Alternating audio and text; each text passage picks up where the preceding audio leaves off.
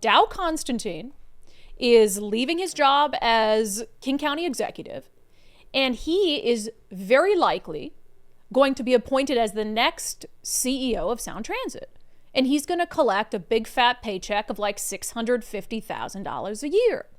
And we described in detail how that's the definition of cronyism. How Dow Constantine, not only do you get a seat on the board when you're the King County Executive, but you get to appoint the county's delegation to the board. So he's been in office now for almost 16 years. So damn near everyone on the board has been appointed by Dow Constantine. So over 16 years, he's done a crap job as a King County Executive and as a board member for Sound Transit, which can't finish anything on time or on budget. And he gets rewarded because he stacked the deck in his favor.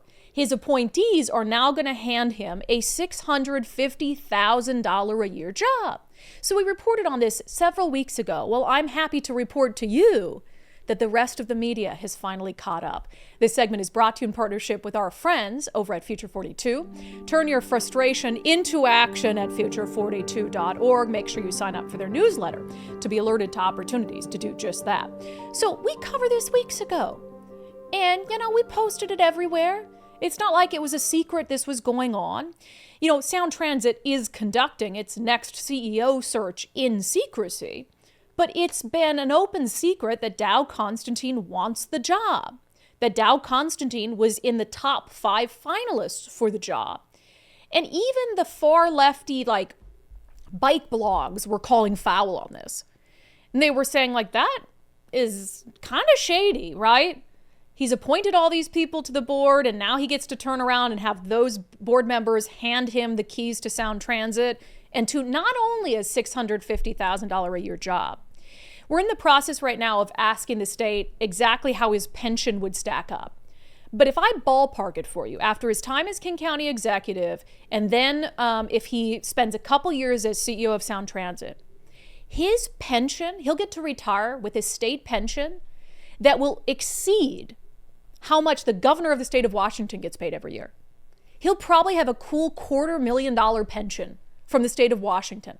So not only are they handing him a few years of a $650,000 job that he does not deserve, but they're also setting him up for success for the rest of his life with a big fat pension from the state. I'm working on what the exact figure would be. So we cover that, and finally the media seems to be awoken to this, despite the fact that I'm told as early as this week, Sound Transit could be making its final decision. So now we're at the finish line and the media finally wants to say something. I'll accept it. So the Seattle Times published this op-ed, "Take the secrecy out of hiring of Sound Transit CEO." And then the Everett Herald turned around and published a very similar view. "Open Sound Transit CEO hiring to public review.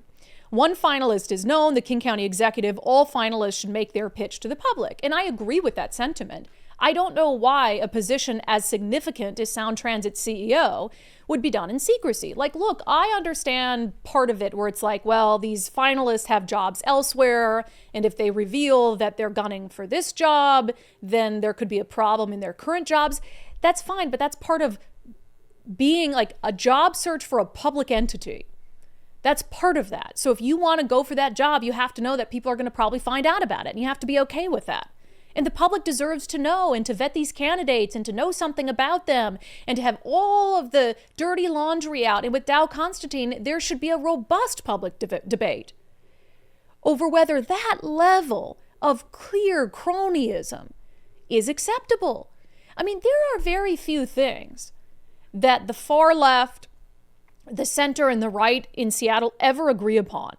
And this seems to be one of them, that appointing Dow Constantine to that position stinks to high heaven.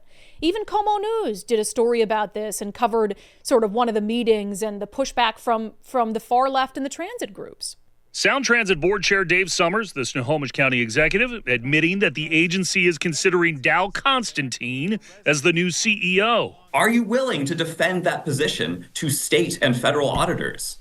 How about legislators? The voice of David Scott of Seattle Subway, the transit advocacy organization, echoed in the empty chamber what he also said in this letter, suggesting the King County Executive, a current Sound Transit board member, presents a massive conflict of interest. You see, Constantine appointed half the board to their positions and is now asking them to hire him.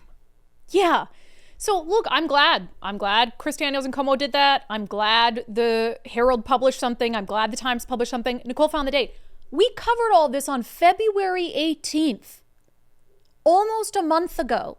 Where has the media been? And now, so what happened earlier this week is there's these rumors behind the scenes, and I'm sure people were reaching out to the Seattle Times, to the Everett Herald, to Como News, and freaking out because they heard that Dow Constantine's appointment was imminent, that it could happen as early as tomorrow.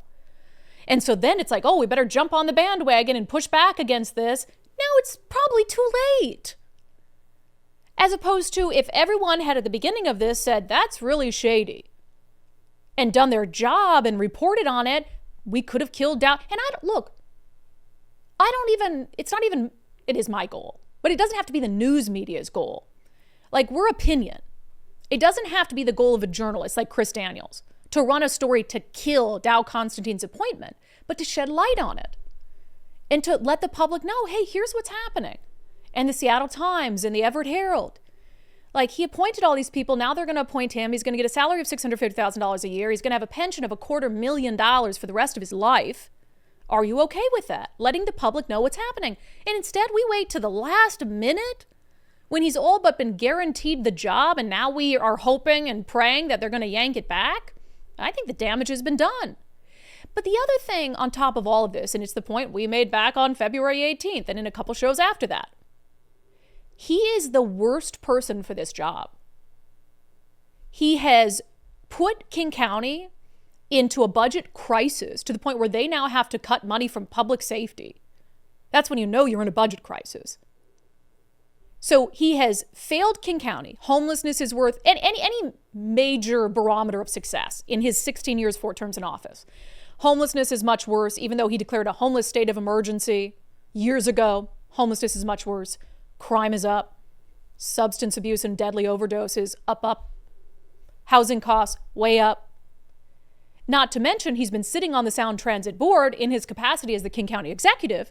And how has Sound Transit fared? It's been one of the most corrupt, faulty, incompetent public agencies ever. Ever. They cannot finish anything on time or on budget. Complete lack of transparency.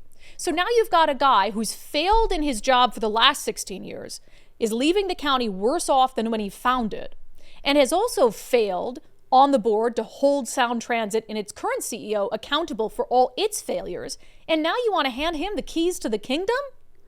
That's nuts. That's nuts. Even if, and I don't remember who it was. So we reached out, Nicole, you reached out to all of the candidates for King County Executive. And it's John Wilson, Claudia Balducci, and Gurmai Zahalai. So Claudia and Gurmai, they're on the Sound Transit Board as well. They were who were they appointed by? Dow Constantine. So John Wilson, he's supposed to be the more moderate option for King County Executive. So I thought for sure, because what we wanted to know is, you're running for Dow's job. Do you think this is a conflict of interest? Do you think this is cronyism? And would you, after your time as King County Executive, if you win, would you try to pursue a job as Sound Transit CEO? Is now King County Executive just going to be the launching pad for a $650,000 a year job? So we didn't hear back from Claudia or Gurmai, right? Mm-hmm. So Claudia Balducci, Gurmai Zahalai, they don't want to be on the record on that at all. We did hear back from John Wilson, and I've got to say I was disappointed. He said he didn't have a problem with it. He said he didn't have a problem with it. He would, he said, but I do believe that we should take a look at how the board is constituted. Yeah. Mm-hmm. And consider some portion of seats being directly selected by the people to ensure direct accountability and diversity of opinion. Yeah. I don't think that we should have all these political appointees who can then turn around and appoint the politician to the chief job. I thought John Wilson would say he's not in support of it. So that kind of surprised me there. But again, you have these lefty bike groups, blogs and stuff. You have me. I'm different. In Seattle, if you drop me anywhere else in the country, moderate, Seattle, right wing. I absolutely 100% am right wing when it comes to Seattle. And we all agree that this stinks to high heaven. But they're going to do it anyway because they can. And what are the consequences for it? And then Claudia Balducci and Gurmai Zahalai, they want Dow Constantine's endorsement. So they're running and gunning for that because he's either going to give it to Claudia or Gurmai. So you think they're going to come out and speak out against Dow Constantine getting handed this lucrative job and a big fat pension? Of course not, because they're trying to run for his job. Oh my God, I can't even believe that this is even a conversation that we're having. The word cronyism was invented for just such a situation as this. And shame on the media for taking way too long to cover this story. It was an obvious scandal the first time we heard about it, and it should have been in the news every single day since. That segment was brought to you in partnership with our friends. Maybe a little too saucy of a segment for our friends over at Future 42. That segment was brought to you in partnership with our friends over at Future 42. Turn your frustration into action. At future42.org, make sure while you're there you sign up for their newsletter to be alerted to opportunities to do just that.